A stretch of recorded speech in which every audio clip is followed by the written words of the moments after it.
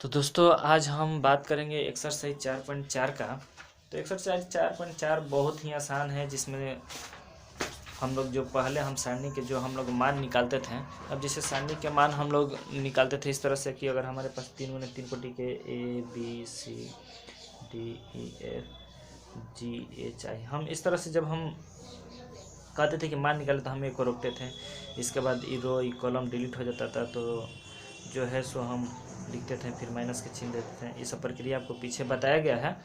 Row column delete हो जाए तो DFGI, उसके बाद C को रोकें, इधर C बंद ई बंद, तो DEG। इसके बाद इसको हम लोग हल करते थे कि नहीं करते थे। तो यहाँ भी हमको सखंड और उपसारणिक भी इसी रूप में है, लेकिन है जो ABC हम लिख रहे हैं इक्वल ABC के तौर पर ही लिख रहे हैं, इसका कोई नामकरण हम नहीं कर रहे हैं। तो इस चैप्टर में हम क्या करेंगे कि इसका नामकरण हम समझ करके, नामकरण हम जान करके सारणी के मान हम निकालने के कोशिश करेंगे। तो यहाँ पर है कि पहला उपसारणिक और सखंड किसे कहते हैं, या फिर इसके हम समझेंगे कि सखंड और उपसारणिक का प्रयोग हम लोग कहाँ करते हैं। तो अभी हम जिसे बताएं कि जो हम रोक के बना रहे थे इस चीज़ को, इसका नामकरण नहीं दिए थे, अब इसका नामकरण हो जाएगा। नामकरण में क्या आएगा, तो उपसारणिक और सखंड। तो उपसारणिक और सखंड का प्रयोग करके हम क्या करते हैं, तो सारणी के प्रसरण करते हैं, मतलब उसका विस्तार करते हैं और उसको उस रूप में हम लोग लिखते हैं। यानी कि जो हम रोक के लिख रहे थे उसको हम लोग उपसारणिक और सखंड के ही प्रयोग करके रोक के हम लोग आगे बढ़ रहे थे। तो यहाँ पर अब सबसे पहले आ जाता है कि उपसारणिक किसे कहते हैं या उपसारणिक है क्या। तो बता दें कि उपसारणिक बहुत आसान है।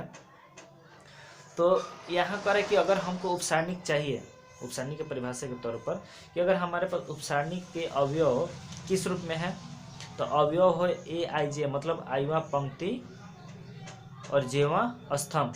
यानी कि सारणी के अवयव AIJ का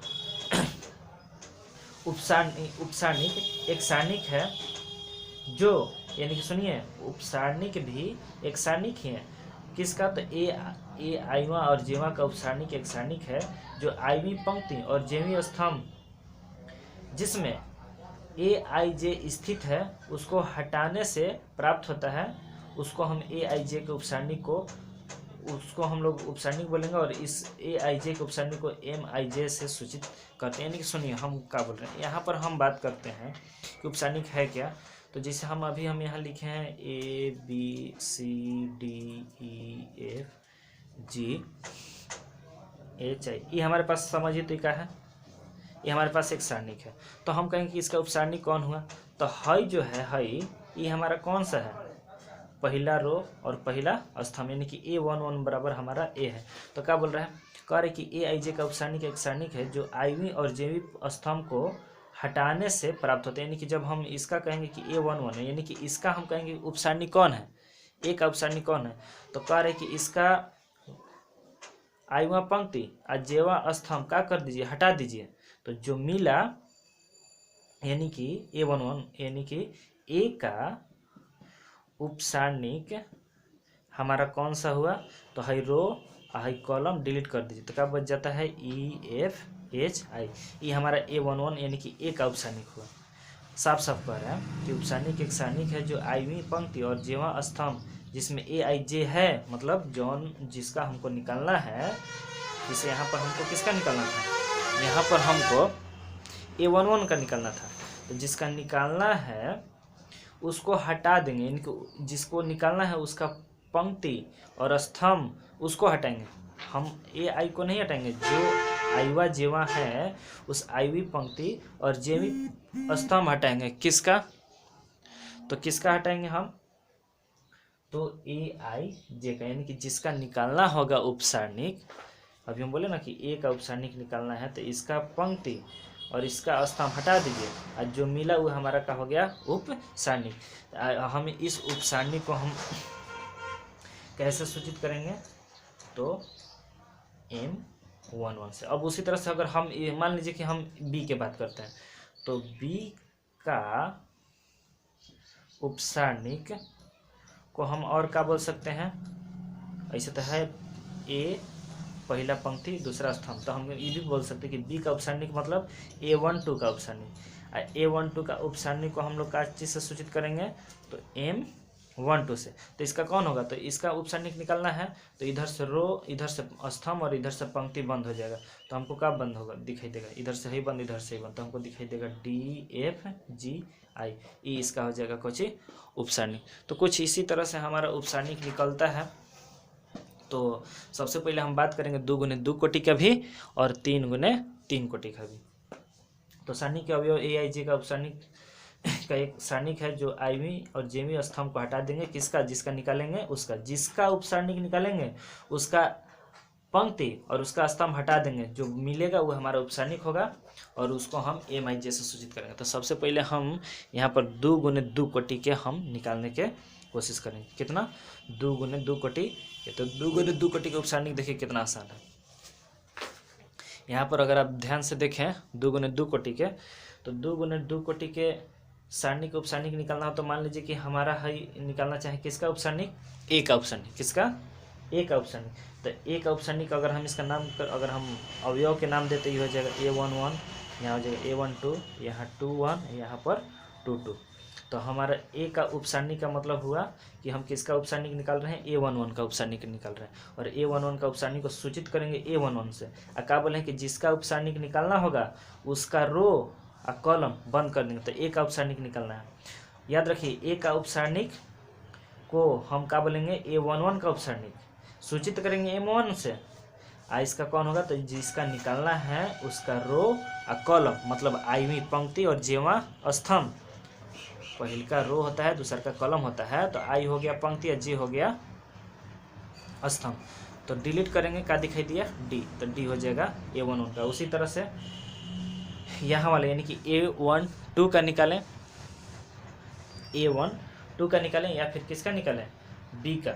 तो B का या फिर A12 का उपसर्निक को सूचित करेंगे M12 से। इसका कितना हो जाएगा, तो यहाँ से फिर रो और कॉलम, मतलब रो और कॉलम डिलीट, तो क्या दिखाई दिया, C।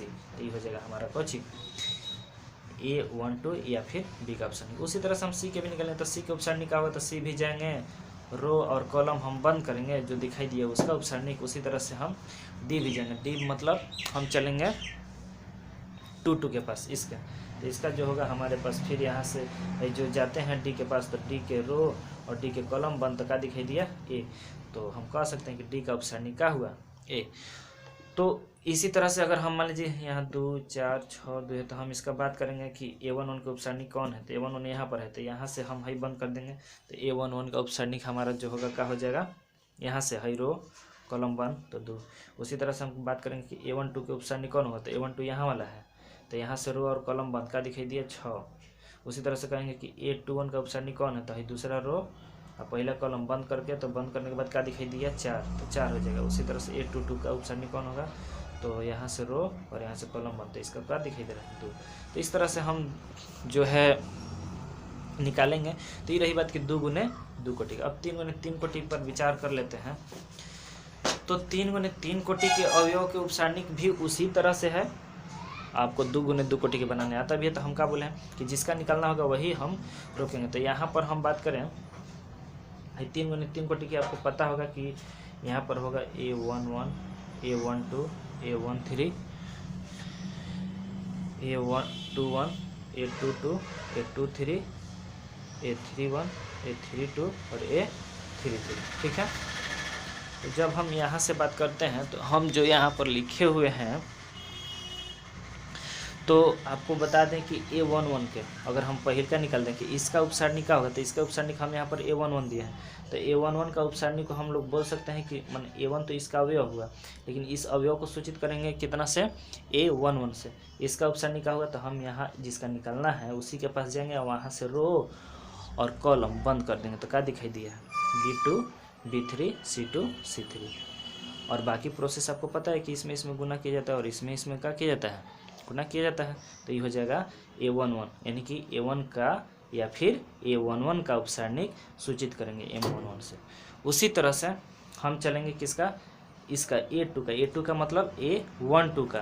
तो A12 का यानी कि इसमें तो जो निकाल रहे हैं वहाँ पर A2 ही लिखें, तो A2 का या फिर कहेंगे कि A12 का उपसर्निक होगा। तो ये जो है पहले का रो और दूसरा का कॉलम है, तो सूचित तो करेंगे कुछ से M12 से। तो M12 का उपसर्निक जो होगा, तो यहाँ से फिर है रो 1 और यहाँ से है कॉलम 1 का दिखाई दिया है। तो B1 B3 C1 और C3 फिर प्रोसेस में वही है। फिर उसी तरह से हम चलेंगे किसका A3 का सारणिक उप सारणिक निकालेंगे। किसका A3 का निकालेंगे। तो जब A3 का निकालेंगे तो A3 का नाम कोची है, यहाँ पर पहल का रो है और तीसरा का कॉलम है तो नाम है A3। तो है A3 कहें या फिर इसका नाम दे देंगे कोची A13। तो A3 या इसके लिए A3 और इसके लिए A13 का उपसारणिक तो सूचित तो करेंगे M से, और M के उसका अवयव के लिए नाम लिखेगा। तो पहल का रो था, तीसरा का कॉलम था तो 1 3 और इसके लिए बंद किए थे तो हमको दिखाई दे रहा है B1 B2 C1 C2। इसको भी प्रोसेस उसी तरह से तिरछा तिरछी हम गुना करेंगे। तो जस्ट इसी प्रोसेस में हम आगे भी बढ़ेंगे। तो B1 के लिए आइए, तो B1 यहाँ पर है। B1 का उपसारणिक कितना होता है, B1 के नाम का होगा A21 का होगा, है जो है B1, ये B1 के कितना होगा नाम A21। तो A21 तो B1 के लिए A21 अवयव हुआ।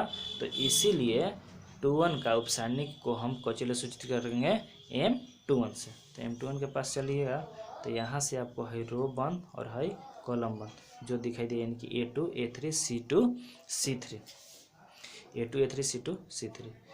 तो हम कह सकते हैं कि फिर यहीं उसी तरह से गुना होगा और बाकी के आगे।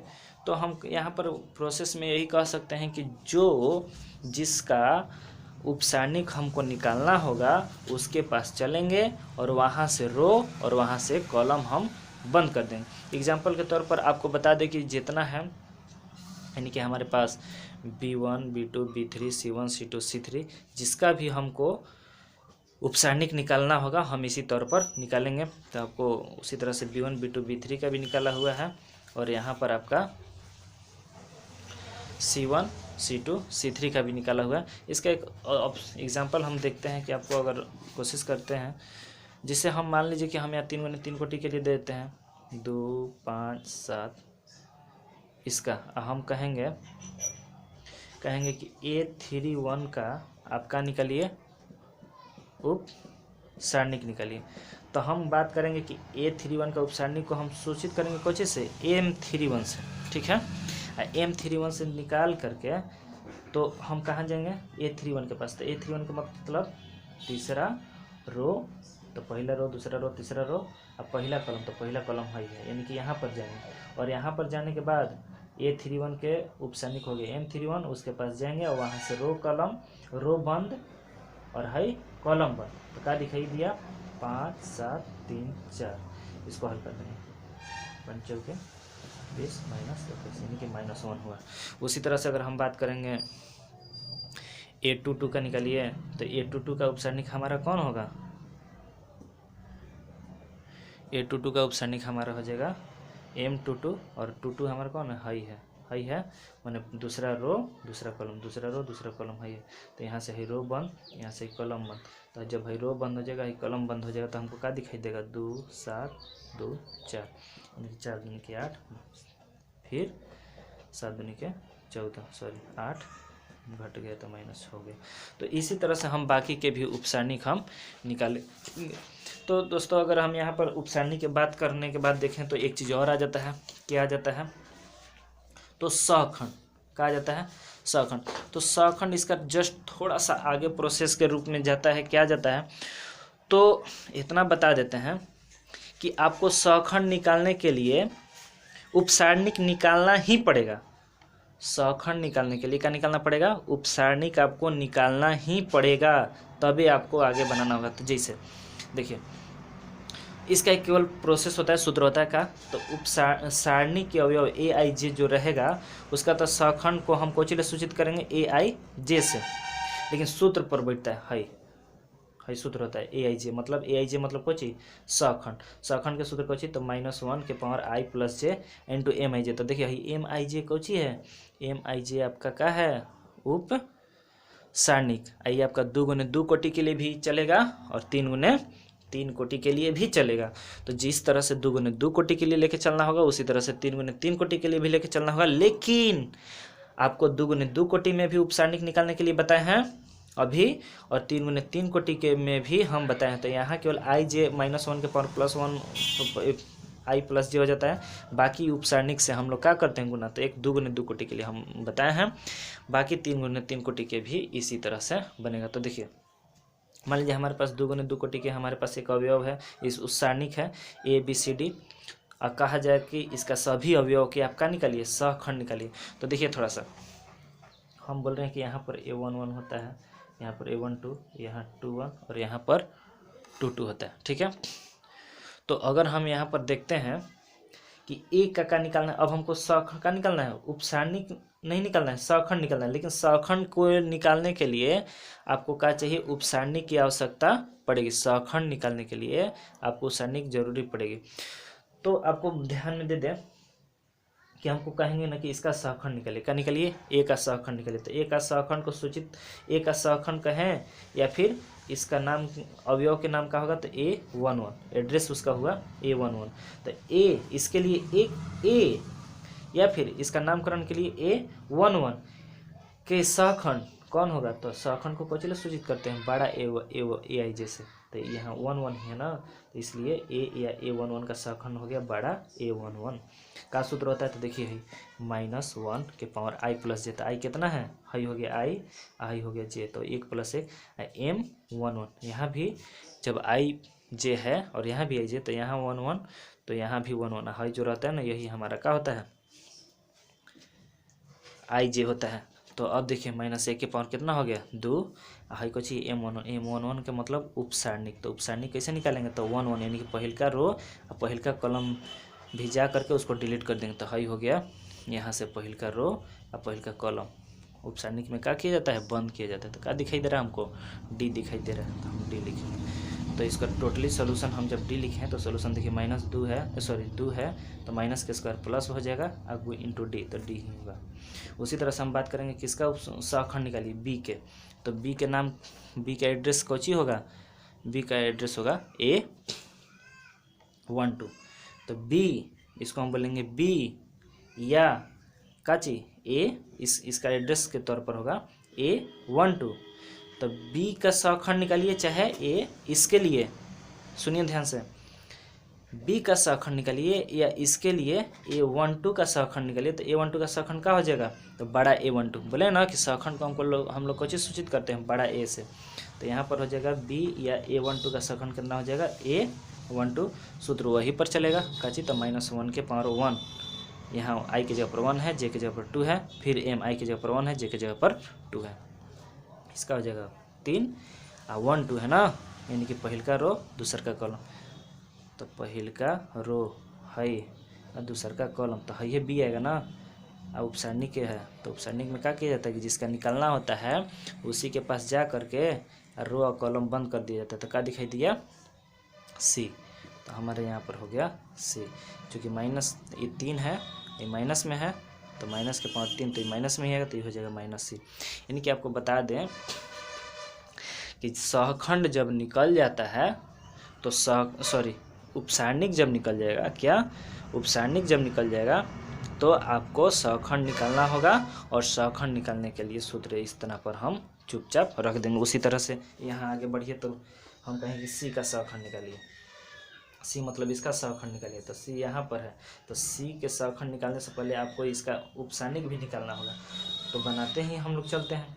तो सी का अगर हम एड्रेस देखते हैं, सी का एड्रेस तो क्या होगा A21। तो A21 का सहखंड को कौन सूचित करेंगे, बड़ा वाला A21 से। ठीक है, सूत्र के पास चलिए। तो सूत्र -1 के पावर कितना, आई प्लस जे, आई के जगह पर 2 है, जे के जगह पर 1 है, आई प्लस जे यानी कि 2 + 1, फिर एम आई जे यानी कि M2 और 1। तो जब यहाँ देखते हैं तो यहाँ भी 3 हुआ, फिर एम कितना है 21।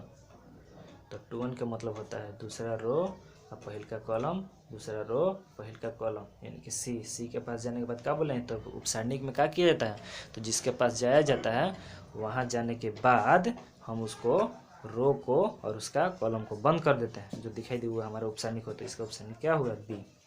तो इसका भी प्रोसेस में लेके चलेंगे तो -b हो गया। तो उसी तरह से डी के भी निकालेंगे। ठीक है, तो आपको यहाँ ज़्यादा अगर आपको ध्यान में देना है तो आपको सबसे पहले इतना ध्यान में रखना है कि आपको जो है उपसारणिक, जब उपसारणिक पता चल जाएगा तो ही क्या निकालिएगा, सखंड निकालिएगा। आप बता दें कि उपसारणिक में क्या किया जाता है, तो जिसका उपसारणिक निकालना होगा उसका रो और उसका कॉलम डिलीट कर देना है, जो दिखाई देगा वही उसका क्या हो जाएगा, उपसारणिक। और जब उपसारणिक हो जाएगा तो सखंड आपको कुछ नहीं करना है, सखंड को सूचित करेंगे MIJ से, -1 के पाँच जिसका निकालना होगा उसको जोड़ के यहाँ हम क्या करेंगे, तो जो हमारा उपसारणिक होगा उससे हम इंटू कर देंगे। और आगे के क्लास यानी कि 4.4 जो है हम आगे इसी का हम पढ़ाई होगा। तब तक के लिए इस चीज़ को आप रिवाइज कीजिए और अगला वीडियो हम आगे डालते हैं। Thank you.